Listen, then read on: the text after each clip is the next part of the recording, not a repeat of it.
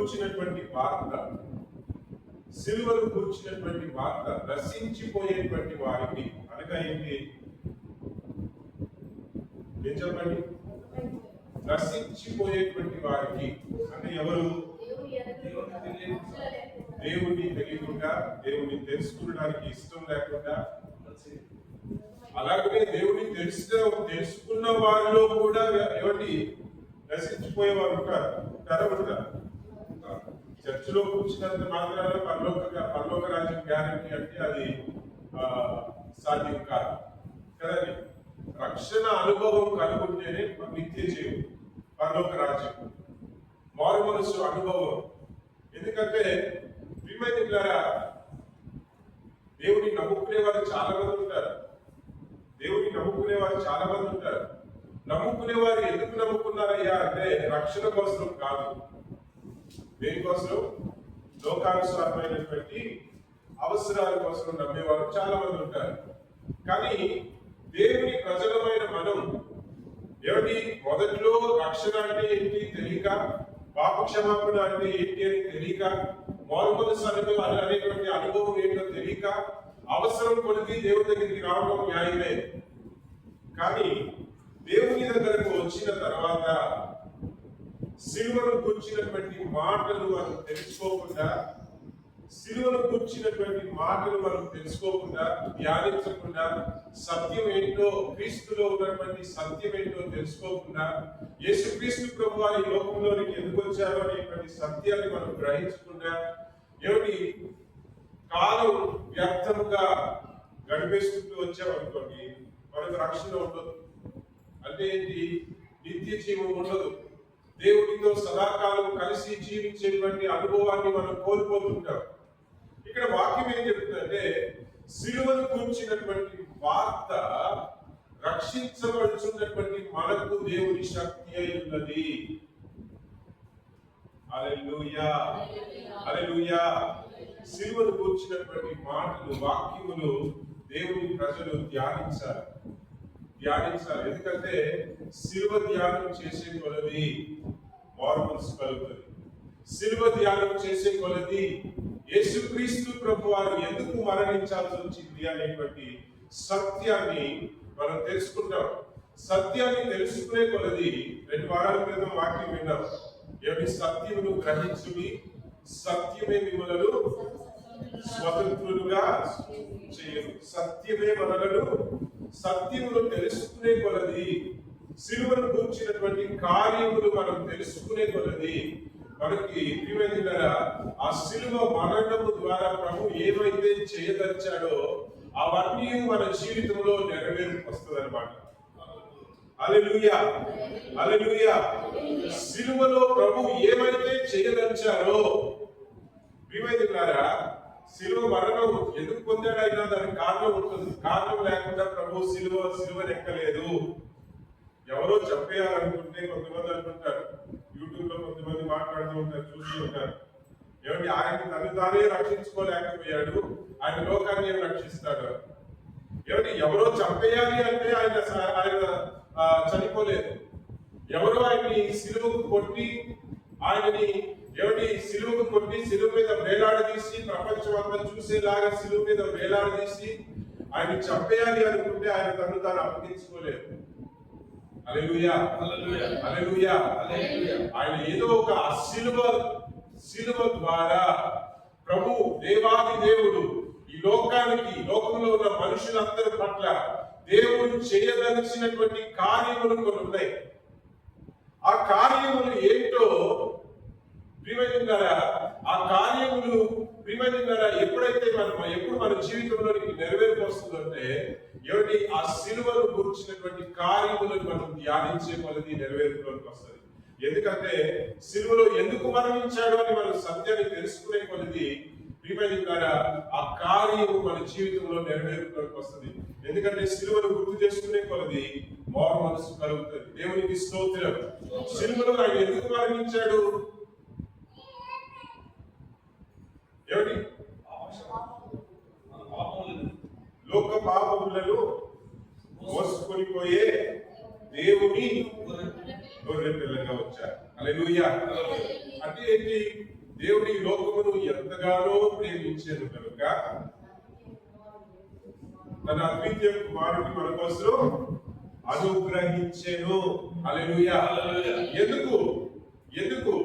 మన పాపాల్లో మనం నశించిపోతుంటే మనల్ని నశింపజేస్తున్నటువంటి మన పాపముల నుండి మనల్ని వేరు చేయడానికి, మనల్ని విడిపించడానికి, మన పాపాల వలన మనం నశించిపోకుండా, మన పాపముల వలన వచ్చు శాపం వలన మనం నశించిపోకుండా,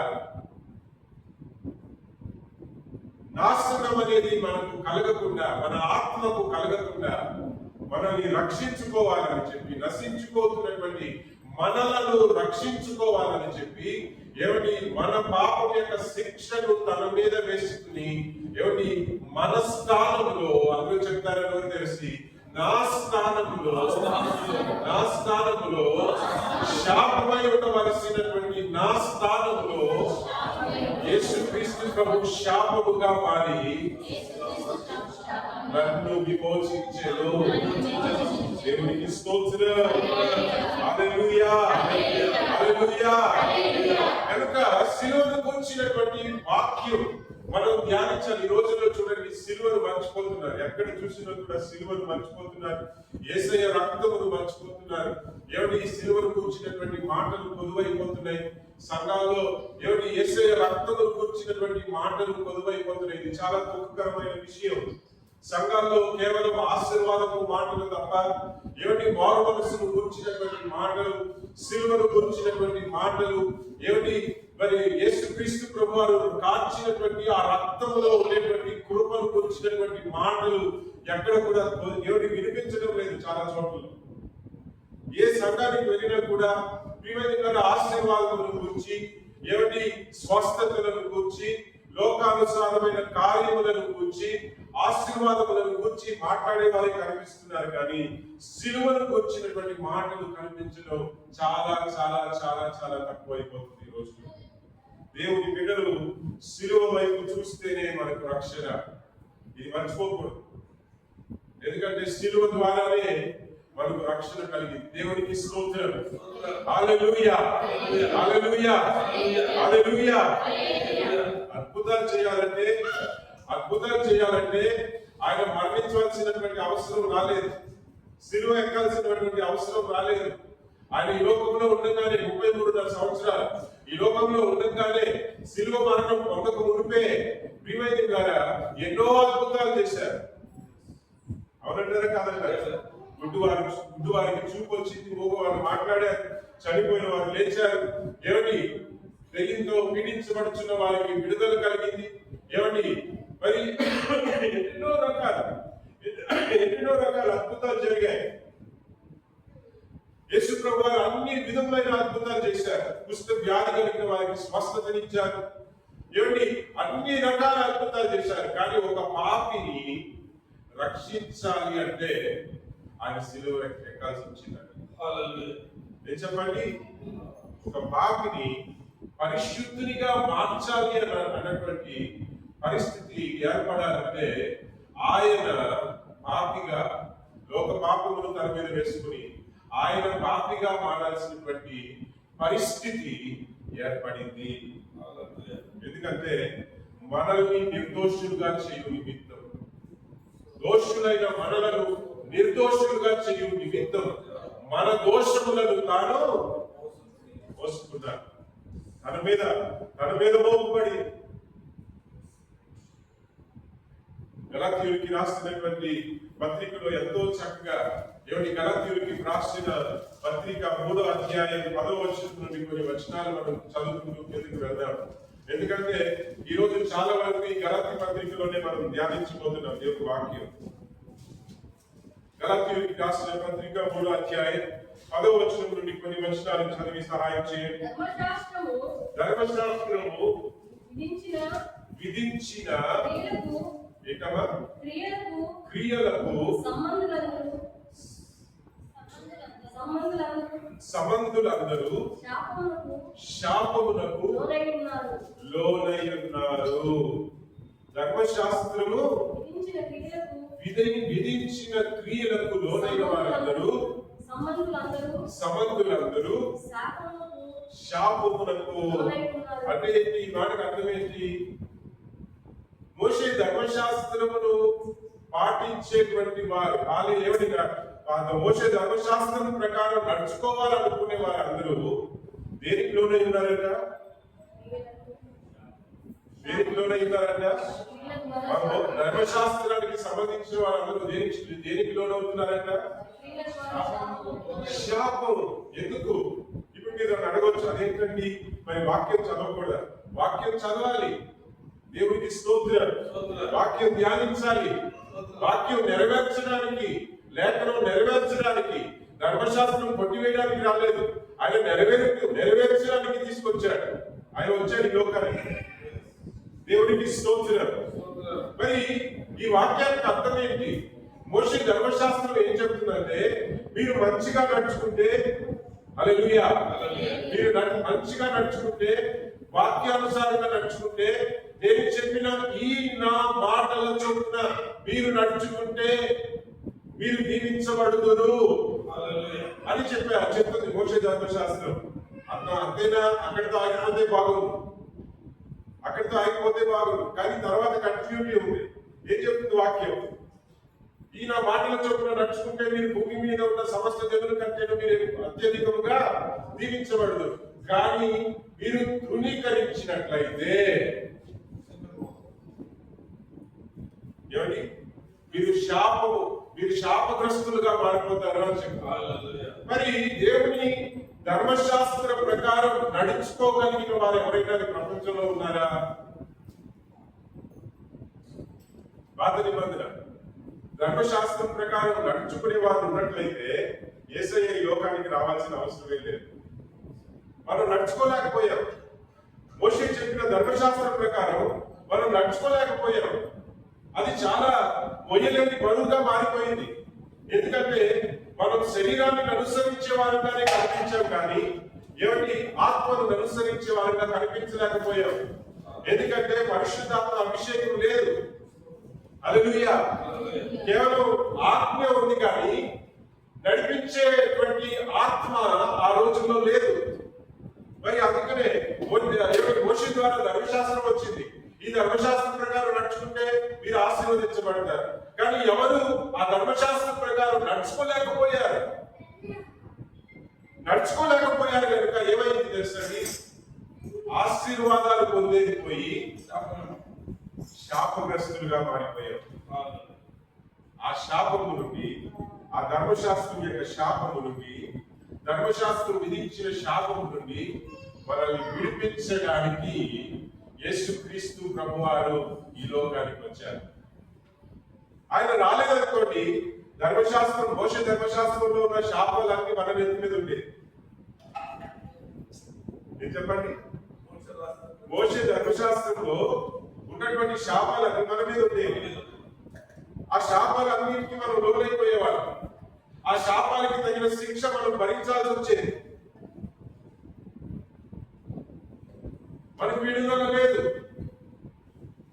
కానీ యేసుక్రీస్తు ప్రభువారు ధర్మశాస్త్రం విధించినటువంటి శాపము నుండి మనల్ని విడిపించినట్లు ఆయన శాపముగా ఈ లోకానికి వచ్చారు.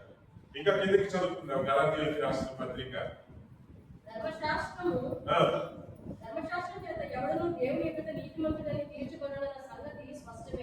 ధర్మశాస్త్రం వలన ఎవడును దేవుని ఎదుట నీతిమంతుడని తీర్చబడని అనే సంగతి స్పష్టమే. ఎలాగా? నీతిమంతుడు విశ్వాసము వలన అబ్రహాము. 15వ అధ్యాయం ఆదికాండం ఇంటికి వెళ్ళి చదవండి, ఎందుకంటే ఇవన్నీ కూడా ముఖ్యమైన వాక్యాలు. 15వ అధ్యాయం ఇంటికి వెళ్ళి మొదటి వచనాలు కొన్ని వచనాలు చదివి చూడండి. ఇంటికి వెళ్ళి చదవండి, ఇప్పుడు కాదు. అక్కడ దేవుడు అబ్రహాము సోలిపోయి, ఎందుకంటే తనకు కొడుకు కూడా పుట్టలేదు, వారసుడు లేదు, చాలా బాధపడుతున్నాడు. చాలా బాధపడేటువంటి పరిస్థితుల్లో, సోలిపోయినటువంటి పరిస్థితుల్లో ఒక మూల కూర్చుంటుంటే దేవుడు అబ్రహాముకి దర్శనమిస్తాడు. అబ్రహాముకి దర్శనమిచ్చి ఆయన ప్రోత్సహిస్తాడనమాట. అబ్రహాము ఏంటయ్యా ఇలా ఉన్నావు అని చెప్తే, ఏంటి ప్రభువా, ఏంటి ప్రయోజనం, నాకు అన్ని ఇచ్చావు, నన్ను ఐశ్వర్యవంతునిగా చేశావు, నాకు ఐశ్వర్యం ఉంది, అన్నీ ఉన్నాయి, కానీ ఆ ఐశ్వర్యాన్ని అనుభవించడానికి ఒక కొడుకు లేకపోయానే, నా ఇంట్లో పనివాడైన దమస్కుకు చెందిన ఎలియాజరే ఈ సొంతంతటికి వారసుడైపోతాడు కదా అని చెప్పి బాధపడుతున్నాడు. నేను చనిపోయిన తర్వాత నా ఇంటి పనివాడే వారసుడైపోతాడు కదా, నాకు ఒక కొడుకు లేకపోయిందే అని చెప్పి తన బాధలు దేవునికి తెలియపరుస్తాడు అనమాట. అప్పటికే అబ్రహాం సుమారుగా 90 సంవత్సరాల వయసు వచ్చి ఉంటుంది. ఏం చెప్పండి, సుమారుగా 90 సంవత్సరాల వయసు వచ్చేసి ఉంటుంది. 75వ సంవత్సరం ఏట పిలువబడ్డాడు, దేవుణ్ణి వెంబడించడం మొదలు పెట్టాడు. అది 12వ అధ్యాయంలో మనం చూస్తాం. 15వ అధ్యాయానికి వచ్చేసరికి కొన్ని సంవత్సరాలు గడిచిపోయింది. సుమారుగా ఒక 90 సంవత్సరాలు ఉంటుంది వయసు. అప్పుడు దేవుడు ఏమంటాడో తెలుసా, అబ్రహాము బయటికి రా. తన గుడారంలో నుండి బయటికి అబ్రహాము రప్పించి, ఆకాశంలో నక్షత్రాలను చూడు, లెక్క పెట్టగలుగుతావా? అయ్యా, ఇస్రాయేలును చూడు, లెక్క పెట్టగలుగుతావా? లేదయ్యా, ఈ వంశం అంత గొప్పగా ఉండదు. ఏంటండి, నీకు కలిగే సంతానం అంత గొప్పగా ఉంటది, లెక్కింపజాలనంత గొప్ప సంతానాన్ని నేను నీకు ఇవ్వబోతున్నాను అని దేవుడు చెప్తున్నాడు. అక్కడ ఏం జరిగింది? వాక్యం ఏం చెప్తుందో తెలుసా? అబ్రహాము దేవుని నమ్మలేదు. చెప్పండి, ఏ వయసులో అసాధ్యమైన కార్యమును దేవుడు చెప్తుంటే, ఒక్కొక్కసారి మన జీవితంలో కొన్ని పరిస్థితులు తారుమారుగా ఉంటాయి. మనకి సొల్యూషన్ కనిపించదు, మన కంటికి, మానవ కంటికి, మన కంటికి సొల్యూషన్ కనిపించదు. మన పరిస్థితులు ఏమిటి తారుమారైపోయేసరికి మనకి మార్గమే కనిపించనిటువంటి పరిస్థితుల్లో మన జీవితం సాగుతున్నటువంటి పరిస్థితుల్లో మనకి ఏమనిపిస్తుంది? అదే, మనల్ని రక్షించేది ఇంకా ఎవరు లేరా, మనకు సహాయం చేసే వాళ్ళు ఎవరు లేరా, సహాయం చేసే వాళ్ళు ఎవరు లేరా అని నిరాశ, నిరాశ మనల్ని ఆవరించేస్తుంది. చాలా మంది ఏం చేసుకుంటారు, నిరాశ కలిగినప్పుడు, దిక్కుదోచలేటువంటి పరిస్థితులు కలిగినప్పుడు కొంతమంది డిప్రెషన్ లోకి వెళ్ళిపోతారు, కొంతమంది చచ్చిపోవాలనుకుంటారు, కొంతమంది నానా రకాలు ఆలోచిస్తారు. అబ్రహాం యొక్క పరిస్థితి కూడా అదేనండి. ఎందుకంటే పిల్లలు లేరు, ఒక డిప్రెషన్ ఆయనకు వచ్చేసింది, నిరాశ చెందుతున్నాడు. అలాంటి పరిస్థితుల్లో దేవుడు మాట్లాడుతున్నాడు, అబ్రహాము నీ సంతానమును గొప్ప చేస్తాను నేను అని దేవుడు చెబుతుంటే, ఒక్కొక్కసారి కొంతమంది ఏమంటారో తెలుసా, పాస్టర్ గారికి ఏముంది వాక్యం, కొంతమంది అంటుంటారు, ఒక వ్యక్తి కష్టంలో ఉన్నప్పుడు నేను చెప్తున్నాను, అయ్యా ధైర్యంగా ఉండండి, దేవుడు ఉన్నాడు, దేవుడు ఖచ్చితంగా మనల్ని చేయి విడిచిపెట్టడు అని ధైర్యం చెప్తున్నాను. దేవుని వాక్యమును ముందు పెట్టి, దేవుణ్ణి ముందు పెట్టి, దేవుణ్ణి బట్టి మనకి సహాయం. ఈరోజు మనం కీర్తనలు చదివారు. మనుషులు ఏమైపోతారంటే, మనుషుల్ని, రాజుల్ని మనం చూసాం, రాజుల వైపు, మనుషుల వైపు సహాయం కోసం మనం చూసామనుకో, ఏమైపోతాం? మనుషులు ఏమైపోతారు? మనుషుల బలం ఏమైపోతుందంట? నిరర్థకముగా మారిపోతుంది. అంటే వాళ్ళు కూడా సహాయం చేయలేనటువంటి స్థితిలో దిగజారిపోతారు. కానీ దేవుని కోసం ఎదురు చూచేటువంటి వారు ధన్యులు. ఎందుకంటే ఆయన బలం నిరర్థకంగా మారే అవకాశం లేదు. దేవునికి స్తోత్రం, హల్లెలూయా. దేవుడి సొల్యూషన్ లేని సమస్య ఆయన ముందు ఏమీ లేదు ఈ ప్రపంచంలో, పుట్టలేదు, పుట్టబోదు కూడా. దేవునికి స్తోత్రం. ఆశ్చర్యకరుడైన, ఏమైనా తలకిందలు చేయగలిగిన దేవుడైనా, ఏమైనా చేయగలిగిన దేవుడైనా, ఏమైనా చేయగలిగిన దేవుడైనా, ఎటువంటి పరిస్థితులైనా మార్చగలిగిన దేవుడైనా, ఎవరి హృదయమైనా మార్చగలిగిన దేవుడైనా, దేవునికి స్తోత్రం. హల్లెలూయా. ఇక్కడ అబ్రహాముతో దేవుడు మాట్లాడుతున్నాడు. అబ్రహాము 90 సంవత్సరాల వయసు, నిజమే. నీ పరిస్థితిని గురించి ఆలోచిస్తే, నీవు ఆలోచిస్తే ఇక సంతానం కలగడానికి అవకాశం లేదు. పిల్లలు పుట్టేటువంటి వయసు దాటిపోయింది. ఇంకో సంవత్సరంలో పిల్లడు పుట్టాడనగా సారా గుడారంలో లోపల కూర్చుని ఉంది. బయట అబ్రహాము ఉన్నాడు. ఒక దేవుని దూత వచ్చి అబ్రహాముతో మాట్లాడతాడు. అబ్రహాము సంవత్సరం దిగేసరికి పిల్లడు పుట్టబోతాడంటే సుమారుగా అబ్రహాము 99 సంవత్సరాల వయసు వచ్చింది. సారాకి సుమారుగా 90 సంవత్సరాల పైన. అవేం చేస్తుంది రానా?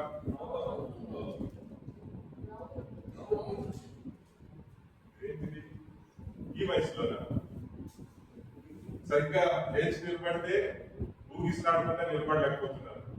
ఈ వయసులో పిల్లడా ఏంటండి? అబ్రహాం ఆయన 100 సంవత్సరాల దగ్గరికి వచ్చేసాడు. ఆయన మాకు పిల్లల అని ఆమె నవ్వుకుంటుంది. పరిస్థితులు అలాగే ఉంటాయి, మన పరిస్థితులు అలాగే ఉంటాయి. కానీ దేవునికి మించింది ఏమీ లేదు. అలాంటి స్థితిలోని అబ్రహాము కూర్చున్నాడు. అబ్రహాము కూర్చున్నాడు, నిరాశతో కూర్చున్నాడు. 90 సంవత్సరాల వయసు వచ్చి సుమారుగా. అబ్రహాము, నీ సంతానం ఎంత గొప్పగా ఉంటుందిరా, నీ సంతానం ఎంత గొప్పదిగా ఉంటుంది అయ్యా అబ్రహాము అని దేవుడు మాట్లాడుతుంటే, అబ్రహాము చూడండి, ఆయన విశ్వాసులకు తండ్రి అని పేరు, ఆయన బిరుదు అతనికి వచ్చిందంటే ఊరికినే రాలేదండి. ఆయన పరిస్థితుల వైపు చూడలేదు, ఆయన సామర్థ్యం వైపు చూడలేదు, ఆయన శక్తి వైపు చూడలేదు, తనకు ఉన్నటువంటి మనుషుల వైపు చూడలేదు. ఆయన దేవుడు ఏం చేయగలుగుతాడో, దేవుడు ఎటువంటి కార్యములు చేయగలుగుతాడో దేవుని వైపు చూశాడు. దేవుని మాటలు నమ్మాడు. దేవుడి వాక్యం ఏం చెప్తుందో తెలుసా? అబ్రహాము నమ్మాడు. అతని నమ్మకమును బట్టి అతనికి నీతి కలిగేను. అంటే నమ్మకాన్ని దేవుడు ఆధారం చేసుకుని అబ్రహాముని నీతిమంతునిగా మార్చేశాడు. లేఖనాలు మనల్ని నీతిమంతునిగా మార్చరు. విశ్వాసం. హల్లెలూయా, హల్లెలూయా. విశ్వాసం. యేసుక్రీస్తు ప్రభు నా నిమిత్తం కల్వారి శిలువలో మరణించాడు అని నీవు నమ్మగలిగితే మన మీద ఉన్నటువంటి ఆ మరణ శిక్ష కొట్టివేయబడుతుంది. మనం నీతిమంతులుగా తీర్చబడతాం. దేవునికి స్తోత్రం.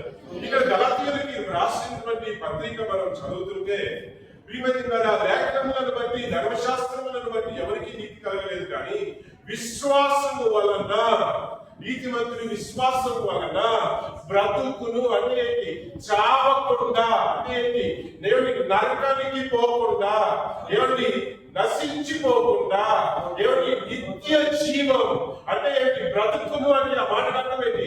నిత్యము జీవించేటువంటి కృపను వాడు పొందుకుంటాడు. దేవునికి స్తోత్రం. హల్లెలూయా, హల్లెలూయా. సరే, అక్కడ వాక్యం ఏం చెప్తుంది? ధర్మశాస్త్రం ఎవరికి రక్షించలేదు కనుక ఇప్పుడు ధర్మశాస్త్రం ఆధారం చేసుకుని బ్రతికేవాడు ధర్మశాస్త్రమును బట్టి తన జీవితం సాగుతుంది. అది కూడా రాశాడు, అక్కడ ఉందండి.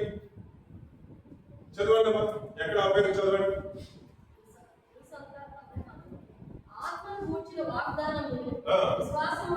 పై వచనం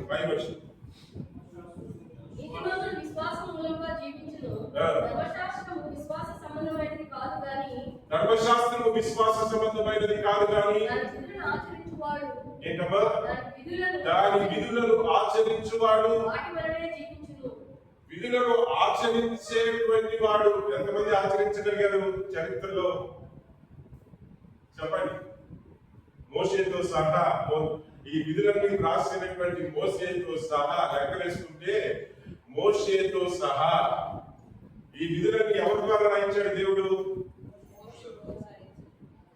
దేవుడు రాసి ఈ కట్టడలన్నీ ఇచ్చి సిద్ధపరిచి ఎవరి ద్వారా ప్రపంచానికి అందించాడు? మోషే ద్వారా. చివరాఖరికి మోషే కూడా తాను తీసుకొచ్చినటువంటి విధుల ప్రకారం చూస్తే మోషేకి కూడా నీతి కలదు. ఎందుకంటే అతను కూడా నరహత్య చేశాడు. అతనికి ఒక చరిత్ర ఉంది. తొందరపడ్డాడు, చంపేశాడు. అన్యురాల్ని పెళ్లి చేసుకున్నాడు. ఏం చెప్పండి? అన్యురాల్ని పెళ్లి చేసుకున్నాడు. చాలా ఉంది చెప్పాలంటే. అతనికి కూడా కలగదు. ఇప్పుడు ఆ ధర్మశాస్త్రం యొక్క విధులు నడుచుకోగలిగితే ధర్మశాస్త్రం ప్రకారం దీవించబడతారు. కానీ చరిత్రలో నడుచుకోగలిగినటువంటి వ్యక్తులు ఎవరు లేరు కనుకనే యేసయ్య ఈ లోకానికి వచ్చారు. దేవునికి స్తోత్రం. ఎందుకంటే ధర్మశాస్త్రం వల్ల ఈ ప్రపంచంలో పుట్టిన ప్రతి ఒక్కరికి కూడా శాపమే కలిగింది, కానీ నీతి కలగలేదు. ఎందుకు నీతి కలగలేదు అంటే ధర్మశాస్త్రం చెప్పిన ప్రకారం నడుచుకోలేకపోయాం కనుక, దేవుని ఆజ్ఞలను తప్పాం కనుక, నీతిమంతుడు లేడు, ఒక్కడు లేకపోయాడు కనుక, ఒక్కడు కూడా కనిపించలేకపోయాడు కనుక, ధర్మశాస్త్రము ఎవరికి చెప్పదగినట్లుగా ఏ ఒక్కడు నడుచుకోలేకపోయాడు కనుక, ఒక్కడు కూడా దేవుని దృష్టిలో నీతిమంతుడు కనిపించలేదు కనుక ప్రతి ఒక్కరు కల్మషము కలిగి పాపము కలిగి ఎవరి శాపములకు లోనైన పరిస్థితుల్లో, ధర్మశాస్త్రం విధించిన శాపములకు లోనైనటువంటి పరిస్థితుల్లో మనం మిగిలిపోయాం కనుక యేసుక్రీస్తు ప్రభువు వారి లోకానికి వచ్చారు. ఇప్పుడు చదవండి. ఆత్మను కూర్చినటువంటి వాగ్దానం విశ్వాసము వలన మనకు, ఇక్కడ ఏమిటి శిలువ ద్వారా మనం ఏమేమి పొందుకుంటున్నామో ఇక్కడ రాస్తున్నాడు. చూడండి, జాగ్రత్తగా చదువుతాం. ఏమిటి? ఆత్మను కూర్చినటువంటి వాగ్దానం అంటే ఏంటి? యోవేలు గ్రంథంలో ప్రవక్త అయిన యోవేలు ద్వారా, తర్వాత యోవేలు ఒక్కరే కాదు, యెషయా ద్వారా, ఇంకా ఎజికియేలు ద్వారా, ప్రవక్తలు అనేకుల ద్వారా వాగ్దానం చేశాడు. ఏమని వాగ్దానం చేశాడు? అంత్యకాలంలో ప్రతి ఒక్కరిపై నా ఆత్మ వర్షమును నేను కురిపిస్తాను. ఆత్మను కూర్చిన వాగ్దానం మనకు లభించున్నట్లు. ఈరోజు మనం పరిశుద్ధాత్మను పొందుకుంటున్నామంటే అలనాడు దేవుడు చేసిన వాగ్దానం. ఫస్ట్ వాగ్దానం. రెండోది, ఆ వాగ్దానం యొక్క నెరవేర్పు ఎక్కడ వచ్చిందంటే యేసుక్రీస్తు శాపముగా మారడం ద్వారా. దేవునికి స్తోత్రం. సరే, ఇంకా ముందుకు వెళ్దాం. ఆత్మను కూర్చినటువంటి వాగ్దానం విశ్వాసం వలన మనకు లభించినట్లు. First point. రెండోది, ఫస్ట్ ఏంటండి? వాగ్దానం చేయబడిన ఆత్మను మనం పొందుకోవాలి. ఇది ఫస్ట్. సెకండ్, అబ్రహాము పొందిన ఆశీర్వచనములు క్రీస్తు యేసు ద్వారా అన్యజనులకు కలుగుటకై. దేవునికి స్తోత్రం. అబ్రహాముకి ఏం ఆశీర్వాదాలు ఇచ్చాడండి?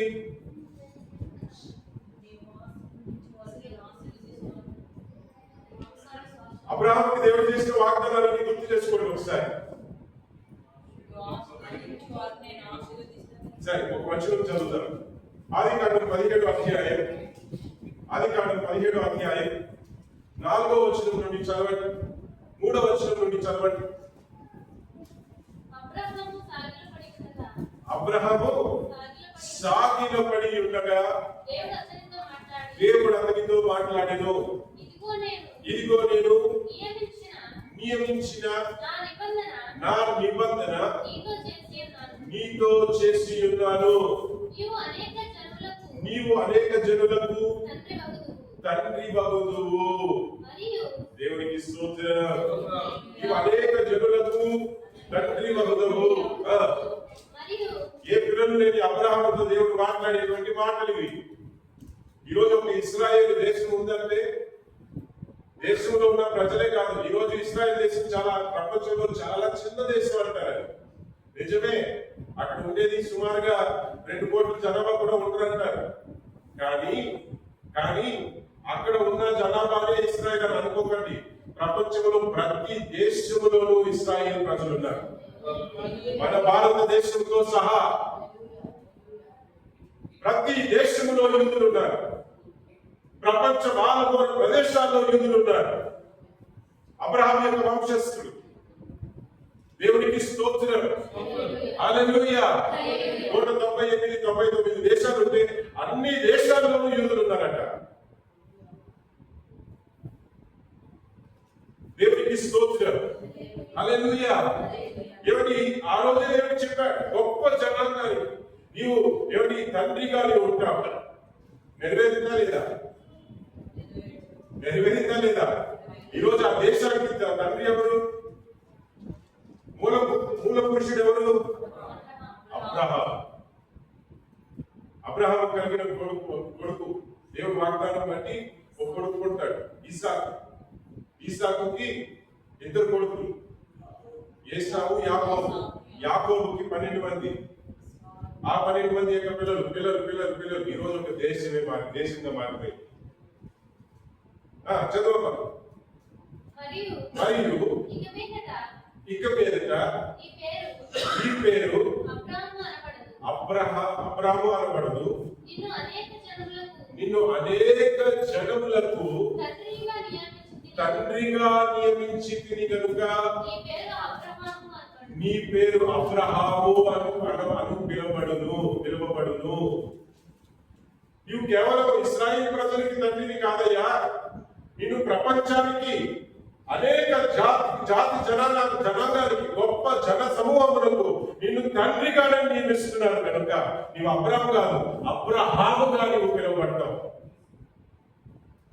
2 ఇంకా నీకు అత్యధికముగా సంతానాభివృద్ధి కలుగజేసి నీలో నుండి జనములు వచ్చినట్లు. నీలో నుండి జనములు అంటే నీలో నుండి జాతులు, అనేక జాతులు వస్తారు.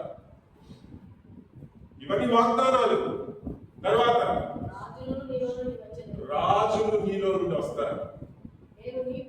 హల్లెలూయా. హల్లెలూయా. ఈ వంశంలో రాజులు పుట్టుకొస్తారయ్యా అంటున్నాడు దేవుడు అబ్రహాముతో. ఇంకా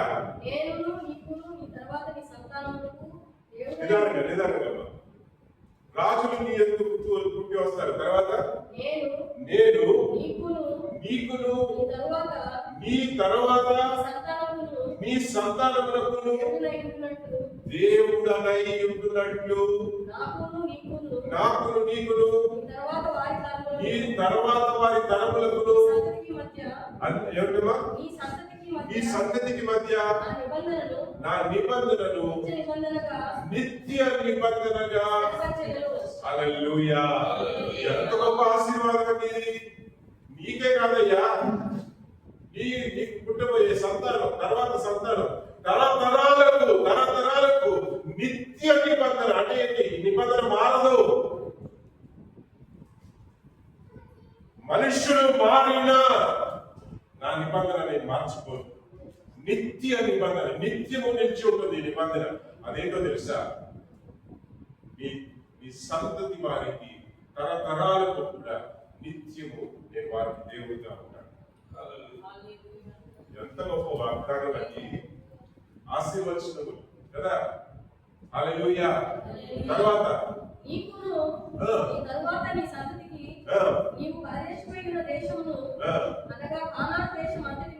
కానాను దేశం అంతటిని నిత్య స్వాస్యముగా ఇచ్చి వారికి దేవుడనై ఉండునని అబ్రహాముతో దేవుడు చెప్పారు. చూసారా ఈ అంతటి గొప్ప ఆశీర్వాదాలు.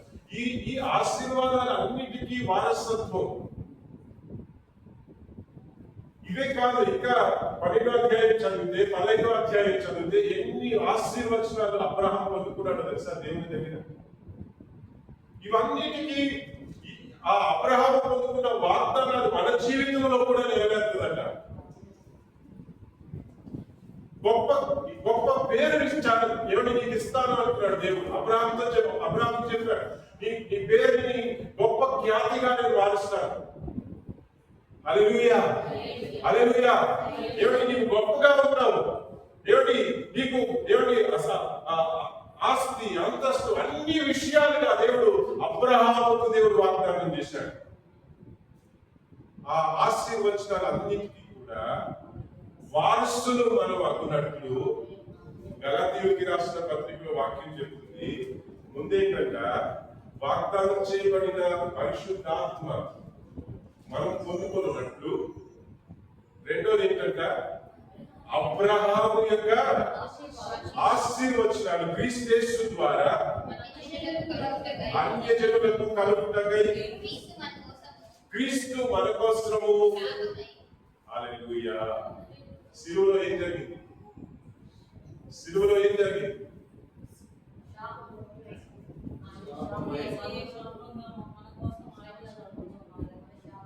ఆయన నా కోసం శాపముగా మారినటువంటి స్థానం.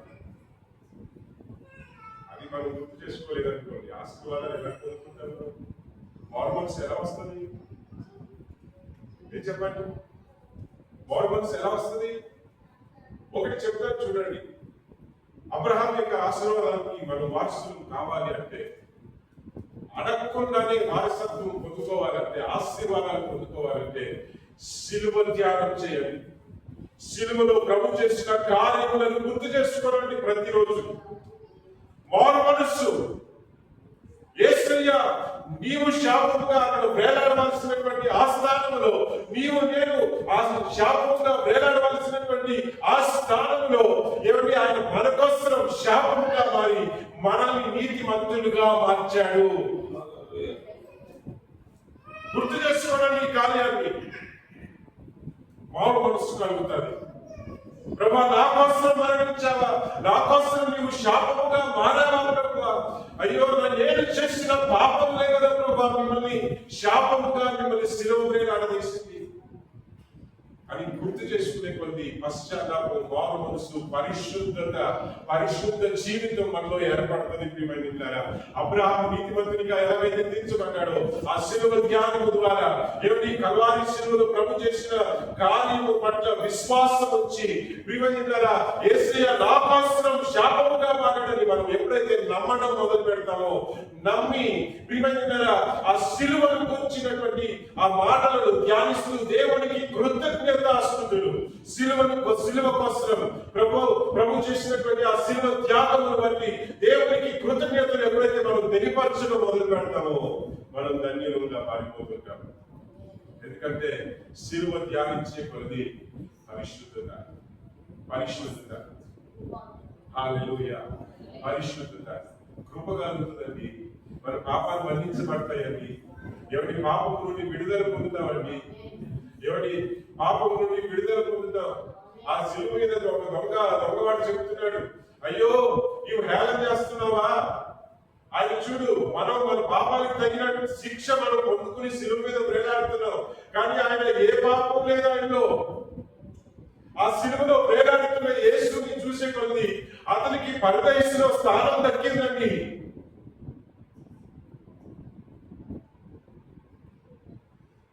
శిలువను కూర్చున్నటువంటి కార్యములు మనం ధ్యానించే కొద్ది ప్రియమైనలారా మనకు నీతి కలుగుతుంది. ప్రియమైనలారా, దేవునికి స్తోత్రం. హల్లెలూయా, హల్లెలూయా, హల్లెలూయా. అక్కడ వాక్యం గలాతీయులకి రాసిన పత్రిక ఏం చెప్తుంది? ఏమండి, యేసయ్య ఎక్కడ ఆపారమ్మా? యేసయ్య మన నిమిత్తం శాపముగా, అక్కడ నుండి చదవండి. క్రీస్తు మన కోసము శాపమై మనలను ధర్మశాస్త్రం యొక్క శాపము నుండి శాపంగా మారాడట. తర్వాత ధర్మశాస్త్రం యొక్క శాపము నుండి విమోచించెను. దేవునికి స్తోత్రం. ధర్మశాస్త్రంలో ఎన్ని శాపాలు ఉన్నాయో తెలుసా? ఒకసారి చదివి చూడండి, మీకు తెలుస్తుంది. ద్వితీయోపదేశకాండం 28వ అధ్యాయం మొదటి కొన్ని వచనాల్లో ఆశీర్వాదాలు ఉంటాయి. తర్వాత చదివి చూడండి. మొదటి 9 వచనాల తర్వాత పెద్ద పట్టియే ఉంటుంది అక్కడ. చదివి చూడండి. లేవ్యకాండం చదివి చూడండి. ఏమండి, నిర్గమకాండం చదివి చూడండి. సంఖ్యాకాండం చదివి చూడండి. మోషే ధర్మశాస్త్రం ఏమిటి ఏ ఏ తప్పులు చేస్తే ఏ ఏ పరిస్థితులు వస్తాయో అవన్నీ చదివి చూడండి. మరి ప్రియమైన ఎన్ని విధాలుగా మనం తప్పిపోయిన వారం మనం కనుక ధర్మశాస్త్రం ప్రకారం మనం వెళ్తే ఎన్నో శాపాలకి లోనైపోయినటువంటి మన బ్రతుకు ఆ స్థితి నుండి యేసుక్రీస్తు ప్రభు వారు ఆ శిలువ ద్వారా, శిలువలో ఆయన వేలాడటం ద్వారా మన శాపం అంతా, ఎందుకంటే వాక్యం ఏం చెప్తుందో తెలుసా, శిలువ మీద ప్రాణంపై వేలాడు ప్రతివాడును శాపగ్రస్తుడు. అదే పత్రికలోనే ఉంది, గలాతీ పత్రికలోనే కింద వచ్చిన చదవండి. ప్రాణం మీద వేలాడు ప్రతివాడు శాపగ్రస్తుడని వ్రాయబడి ఉండేను. కనుక ఎందుకు వేలాడారండి? తను తాను రక్షించుకోలేకనా? ఎందుకు వేలాడారు ఆయన? శిలువ ఎందుకు ఎక్కాల్సి వచ్చింది? వాక్యం ఏం చెప్తుంది? ధర్మశాస్త్రంలో ఉన్న శాపానికి లోనైపోయినటువంటి మన బ్రతుకును విమోచించున్నట్లు. కనుక ఆశీర్వదించబడాలి అనుకుంటే శిలువను ధ్యానించండి. శిలువే మనకి మూలమండి. శిలువ లేదంటే మన బ్రతికే లేదు. ఆ శిలువలోని ఆయన కాల్చిన రక్తం, ఆ రక్తంలో ఉన్న దేవుని శక్తిని గురించి ధ్యానించండి. ఆ రక్తం ఏం చేస్తుందో ధ్యానించండి. ఎందుకు ఆయన చివరి బొట్టు రక్తం కూడా ఆయన దేహంలో ఉంచుకోకుండా చివరి బొట్టు రక్తం సైతం మన కోసం ఆ శిలువలో కార్చాడో ఒక్కసారి ఆలోచించండి. నిలువెల్లా గాయపరచబడి చివరి బొట్టు రక్తం కూడా ఎందుకు కార్చాడో ఒకసారి ఆలోచించండి. ఎందుకంటే దేవుని వాక్యం ఏం చెప్తుందో తెలుసా, లేఖనాలు ఏం చెప్తున్నాయో తెలుసా, పత్రికలు, పౌలు గారు రాసిన పత్రికలు, పేతురు గారు రాసిన పత్రికలో ఏం చెప్తుందో తెలుసా, యోహాను గారు రాసిన పత్రికలో ఏం చెప్తుందో తెలుసా, యేసుని రక్తం ప్రతి పాపమును కడుగును. యేసుని రక్తం ఎవరి లోతుల మనస్సాక్షి ఇచ్చును. యేసుని రక్తం నిత్య జీవం ఇచ్చును. యేసుని రక్తం పరిశుద్ధాత్మను మనకు అనుగ్రహించును. యేసుని రక్తం ఎవరి మనల్ని నీతిమంతులుగా మార్చును అని ప్రియమైన యేసయ్య రక్తం గురించి ప్రతి పత్రికలోనూ రాయబడింది.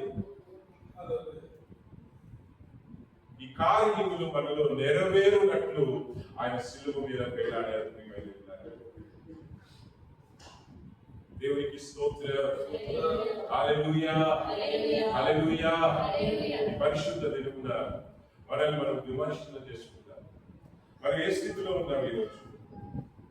కేవలం ఎవరి లోకానుసారమైనటువంటి ఆశీర్వాదాలు, కేవలం లోకానుసారమైనటువంటి వాటి కోసం మనం ప్రయాసపడుతూ, లేకపోతే ఎవరి ఆశీర్వాదపు వచనాలు మాత్రం, వాగ్దానాలు మాత్రం మనం గుర్తు చేసుకుని ప్రభు చేసిన కార్యం ఏంటో మనం గుర్తు చేసుకోకుండా, ప్రభు శిలువ మరణమును ధ్యానించకుండా, ప్రియమైన శిలువలో ఉన్నటువంటి రహస్యాన్ని మనం తెలుసుకోకుండా, శిలువలో మనకు ఉండేటువంటి ఎవరి ఆశీర్వాదాలు మనం తెలుసుకోకుండా మిగిలిపోతే నిత్య జీవం అయితే మనకు ఉండదు. దేవునికి స్తోత్రం. హల్లెలూయా, హల్లెలూయా, హల్లెలూయా, హల్లెలూయా. ఎవరి శాపం, ఎవరి యేసయ్య లేనిటువంటి ప్రతి బ్రతుకు కూడా శాపంతో కూడినటువంటి బ్రతుకు. ఇది బట్టి మనం అర్థం చేసుకోవాల్సిన విషయం ఏం చెప్పండి? పరిహారం అని లేదనుకోండి, మన బ్రతికేంటి? నిజస్వరూపమే, నిజస్థితి ఏంటో తెలుసండి? నిజస్థితి ఏంటి చెప్పండి, కొంచెం నోరు తెలిసి. మన స్థితి మనం చెప్పుకోవడంలో మనం భయపడాల్సిన పని లేదు. మన నిజస్థితిని మనం ఒప్పుకోగలిగితేనే యేసయ్య కృపను మనం పొందుకుంటాం. ఒక్కొక్కసారి మన పాపాన్ని మనం ఒప్పుకోం. దేవుడి దగ్గర దేవుడి పశ్చాత్తాపంతో వెళ్ళినటువంటి అనుభవం మనకు ఉన్నదా? ఎంతమందికి ఉంది ఈరోజు మారు మనస్సు నిమిత్తం ఉపవాసం ఉండి ప్రార్థన చేసిన అనుభవం ఎంతమందికి ఉంది ఈరోజు? చేసిన పాపముల నిమిత్తం పశ్చాత్తాపంతో ప్రభు దగ్గర వేడుకున్నటువంటి అనుభవం ఈరోజు ఎంతమంది ఉన్నది ప్రియమని ఉన్నారు?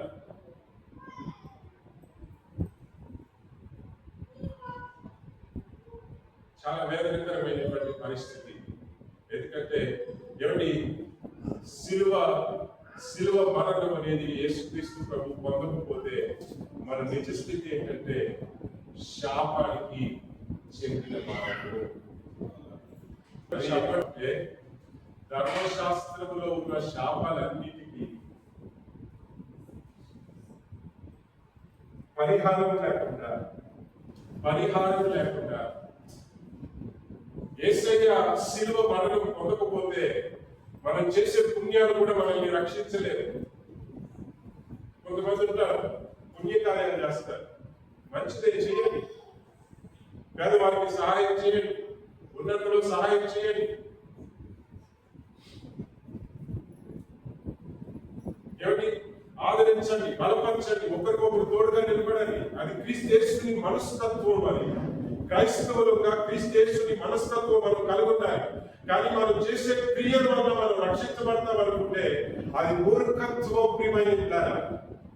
ఎందుకంటే ఏమిటి వాక్యం చెప్తుంది, ప్రియమైన ధర్మశాస్త్రం ఆశీర్వాదాలు ప్రకటించింది, శాపం ప్రకటించింది, కానీ పాపం నుండి విడుదల పొందేటువంటి మార్గం ధర్మశాస్త్రానికి లేదు. పాపం నుండి విడిపించేటువంటి మార్గం ధర్మశాస్త్రానికి లేదు అని అక్కడ వాక్యం చెప్తుంది. ఏం చెప్తుంది వాక్యం? హల్లెలూయా, హల్లెలూయా. అందుకనే యేసయ్య ఈ లోకానికి వచ్చారు. పాపం యొక్క పరిహారం, పాపం నుండి ఏమిటి మన జీవితం విమోచించబడాలంటే, శాపం నుండి విడుదల పొందాలంటే యేసయ్య మార్గం, యేసయ్య పొందిన శిలువ మరణమే మార్గము. వేరే మార్గం లేదు. ఎన్ని యాత్రలు చేసినా, ఎన్ని పుణ్యకార్యాలు చేసినా వేరే మార్గం లేదు. పాపం నుండి, శాపం నుండి విడుదల పొందేటువంటి మార్గం యేసయ్య తప్ప, యేసయ్య శిలువ మరణము తప్ప, ఎవరి పునరుద్ధానము తప్ప వేరే మార్గం లేదు. ప్రియమైన దేవునికి స్తోత్రం, హల్లెలూయా. ఆయన ప్రతిరోజు శిలువను గురించి స్తుతులు చెప్పాలి. మనం మర్చిపోకూడదు. ప్రభువా, మీరు పొందిన శిలువ మరణముకై నీకు స్తోత్రం. నీవు పొందిన దెబ్బల చేతనే ప్రభువా నేను విమోచించబడ్డానయ్యా, నేను స్వస్థత పొందానయ్యా, నీవు కార్చిన రక్తం వల్ల నాకు నీతి కలిగిందయ్యా. ఈ మాటలు చెప్పి దేవుడికి స్తుతులు చెల్లించేవారుగా మనం కనిపించాలి. ఏమని స్తుతించాలి అని అడుగుతారు కొంతమంది. ఏమండి?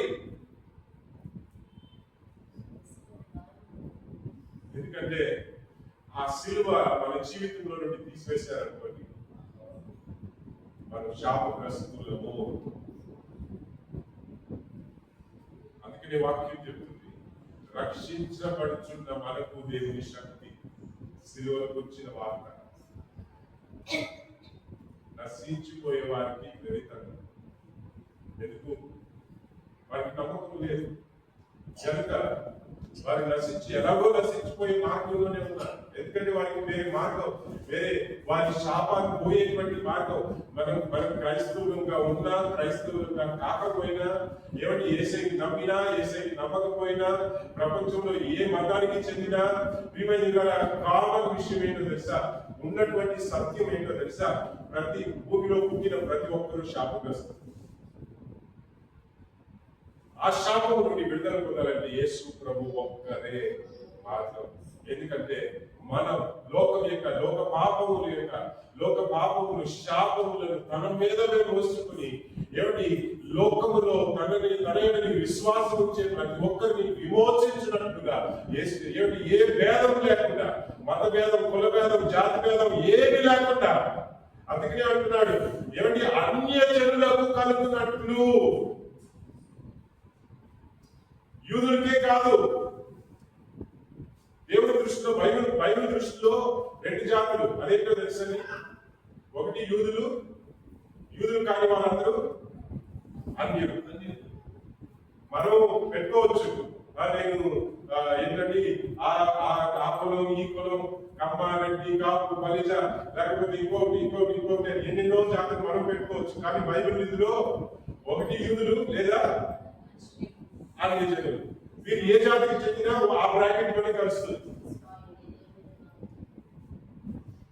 యూదులకే కాదు కృప, యేసుక్రీస్తు శిలువ మరణం ద్వారా అన్యులకు కూడా, అంటే ఏంటి, ఇక్కడ కూర్చున్న మనందరికీ కూడా, మనం అబ్రహాము వంశంలో పుట్టిన వారు కాదు అయినను యేసు ప్రభు వారికి మాత్రమే కాదండి, వారికి దేవుడు ఇచ్చిన వాగ్దానం మనకు కూడా కలుగునట్లు, వారికి మనకి ఎటువంటి భేదం లేకుండా మనం కూడా పొందుకున్నట్లు శిలువ మరణం పొందాడు. కనుక దేవుని శిలువను ఆశ్రయిద్దాం. దేవునికి స్తోత్రం. శిలువను ఆశ్రయిద్దాం. ప్రియమైన దేవుని బిడ్డలారా, యేసుక్రీస్తు శిలువను ఆశ్రయిద్దాం. యేసుక్రీస్తు కల్వారి శిలువలో చేసిన కార్యమును మనం ఆశ్రయించుకుందాం. ఆయన పాదాల దగ్గర మనం శరణు చూద్దాం. ప్రియమైన బిడ్డలారా, ఎందుకంటే ఆయన మాత్రమే మనల్ని విమోచించగలిగిన దేవుడు ఆయన. ఈ రోజు నేను కీర్తనలు ఎంతో ఒకసారి 146 కీర్తన కదా ఈ రోజు చదివింది. ఒకసారి తీసి చదివి సహాయం చేయండి. కొన్ని వచనాలు. నా ప్రాణమా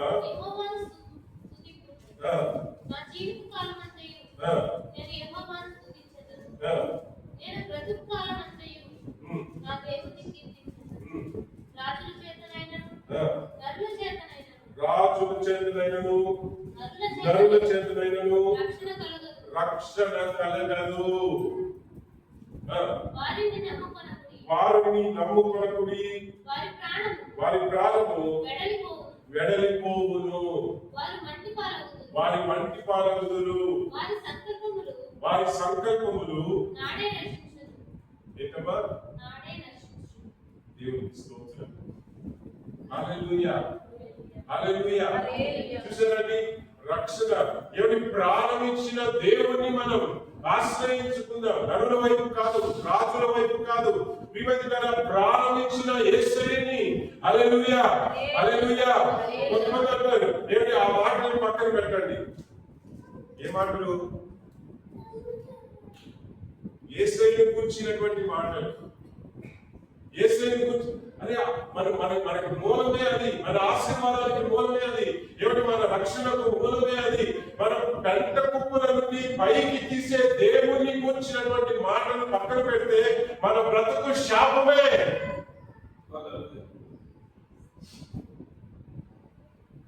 దేవునికి స్తోత్రం.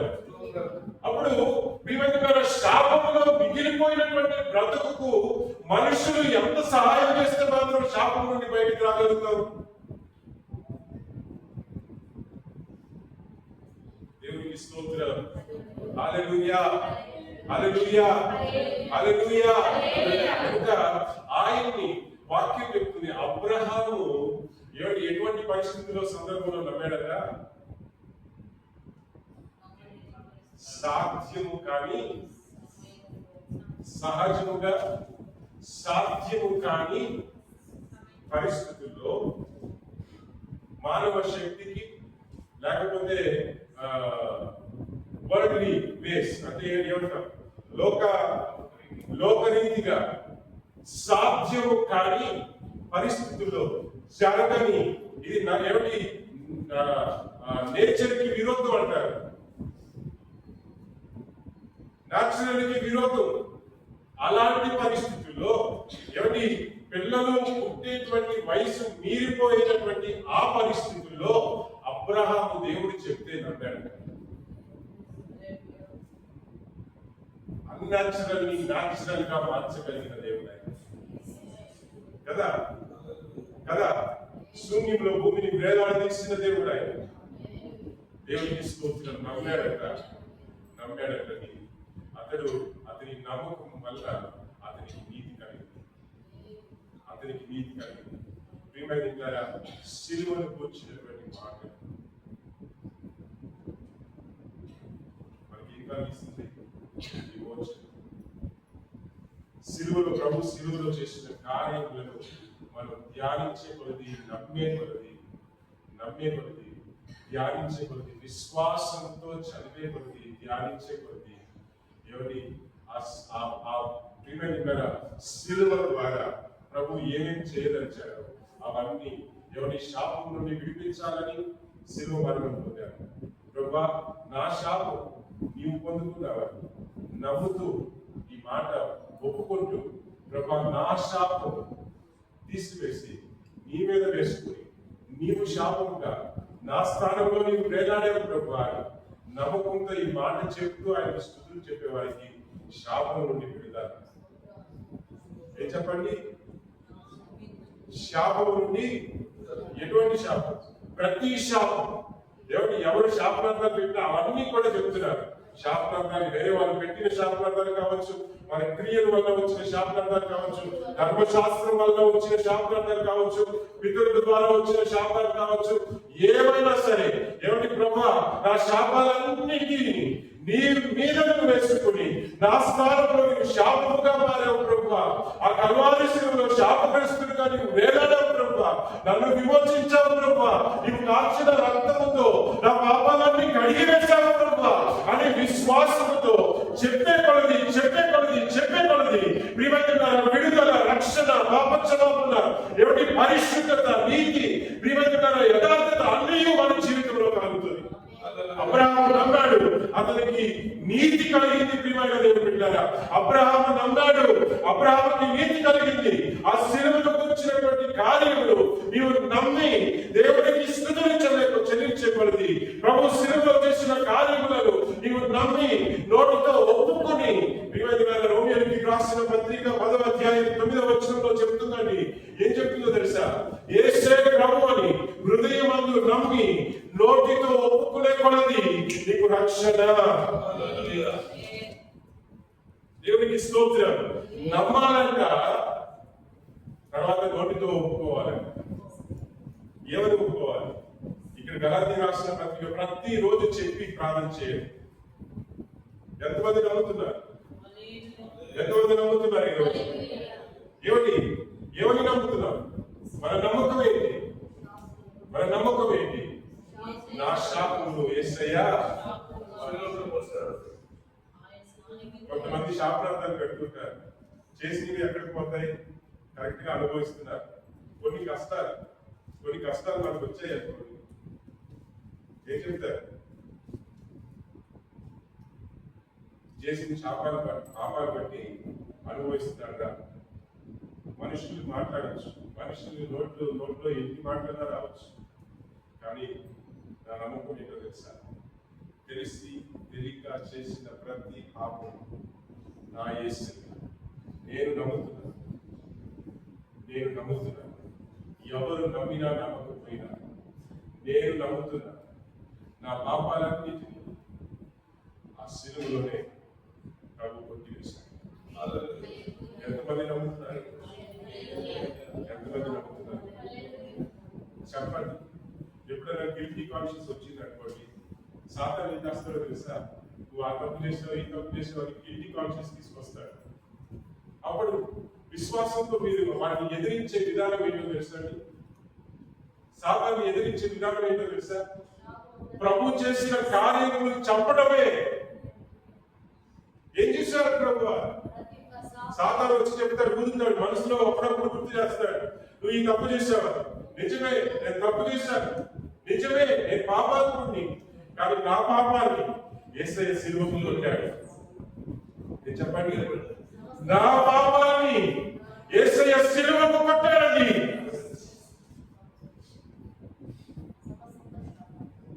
నా శాపాలన్నింటినీ యేసయ్య శిలువలో వహించాడు, నన్ను విమోచించాడు. ఈ మాటలు విశ్వాసంతో పలికేపట్టి ఎప్పుడెప్పుడు ఈ మనస్సాక్షిని గుర్తుందో అప్పుడల్లా నోరు తెరిచి చెప్పండి. ఏం చెప్పండి? మౌనంగా ఉన్నామనుకోండి, ఈ సాతాను ఏం చేస్తాడో తెలుసా? గుర్తుతూనే ఉంటాడు. నువ్వు ఈ తప్పు చేసావు. నిజమే, తప్పు చేశాను, ఒప్పుకుందాం, నేను తప్పు చేశాను, నిజమే. కానీ యేసయ్య నాకు బదులుగా శిక్షను అనుభవించేశాడు.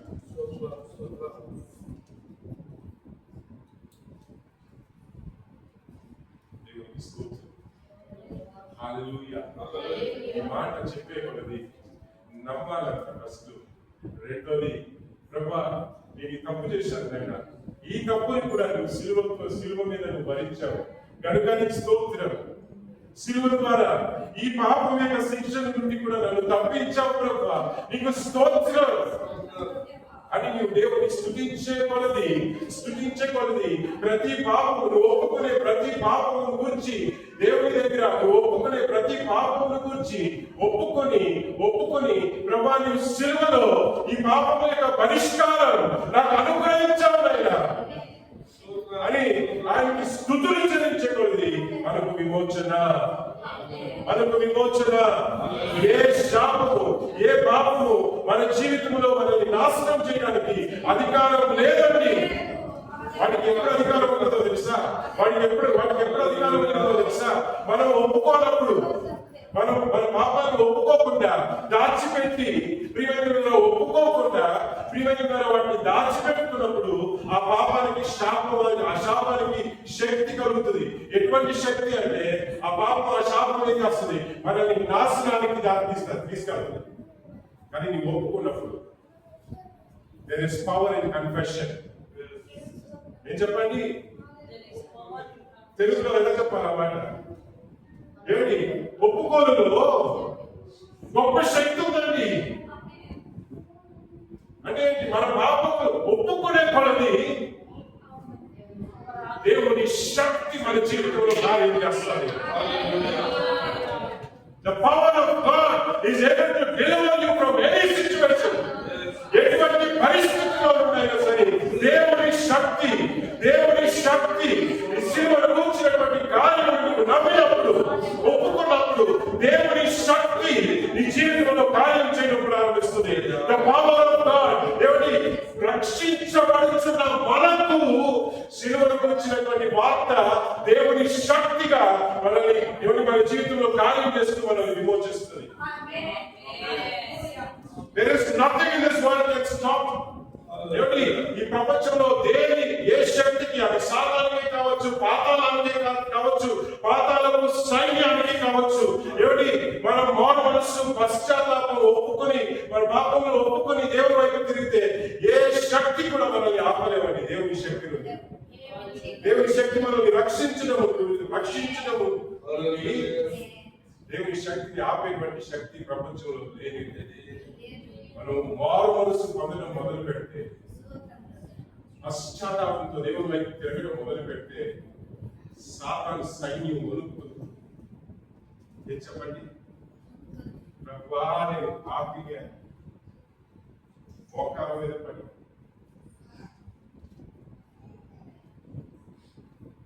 ప్రభువా యేసయ్యా నేను పాపి, రైతు నన్ను క్షమించు, కల్వారి శిలువలో నా పాపం నిమిత్తం మరణించావని నేను నమ్ముతున్నాను అని పశ్చాత్తాపంతో దేవుని వైపు తిరగడం మొదలు పెడితే ప్రియమైన దేవుని బిడ్డ, సాతాను వారి సైన్యం వణుకుతుంది. ఎందుకో తెలుసా? నీ కోసం పరలోకమే దిగి వస్తుంది.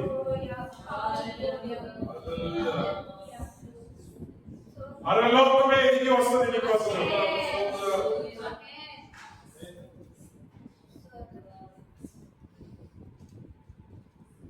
దేవుని శక్తి కనుక సిలువను ఆశ్రయిద్దాం.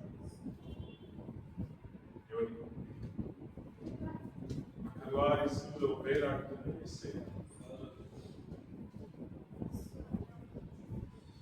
ఏ స్థితిలో ఉన్నప్పుడు, ఒకవేళ పడిపోయావా, దేవుని తెలుసుకున్నట్టు కూడా పడిపోయావా, తప్పిపోయావా, దేవుడి వైపు తిరిగితే చాలు.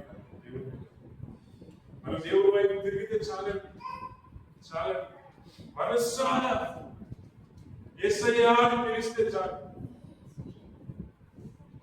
ఆయన మన కోసం దిగి వచ్చే దేవుడు అయి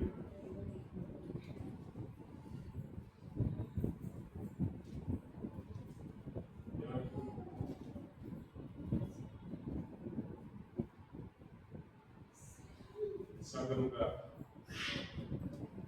దేవుని ప్రజలుగా కల్వారి శిలువలో ప్రభువు మన కోసం చేసిన ఆ కార్యములను గుర్తు చేసుకోవడం చాలా ముఖ్యం. ఎందుకంటే విడుదల అక్కడే ఉంది. ఈ గలాతీయులకు రాసిన పత్రికలో చెప్తున్నాడు, వాగ్దానం చేయబడిన ఆత్మ మనకు లభించున్నట్లు మారు మనసు పశ్చాత్తాపం ద్వారా శిలువను గుర్తు చేసుకున్నప్పుడల్లా, అయ్యో ప్రభు నా కోసం మరణించాడే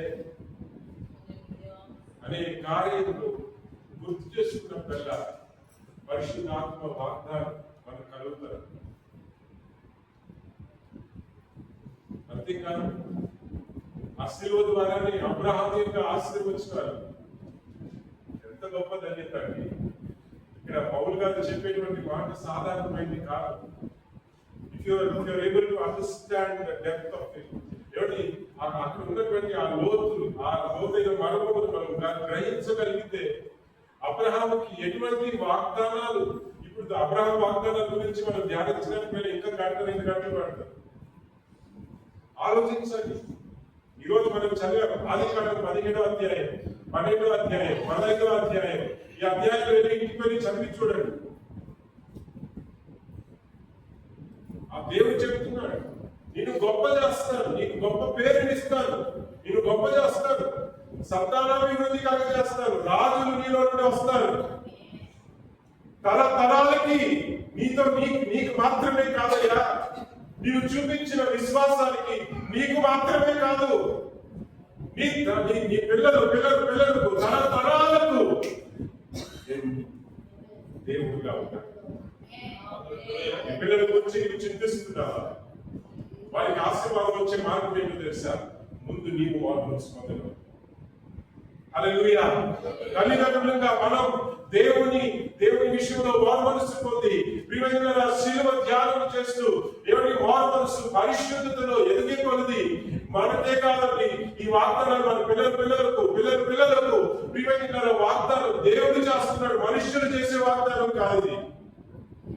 అందుకనే అబ్రహాముతో దేవుడు చేసిన వాగ్దానమును బట్టి అబ్రహాం యొక్క వంశం తర్వాత వచ్చినటువంటి ఇశ్రాయేలు ప్రజలు ఎన్నిసార్లు తప్పులు చేసినా దేవుడు వారిని శిక్షించాడే కానీ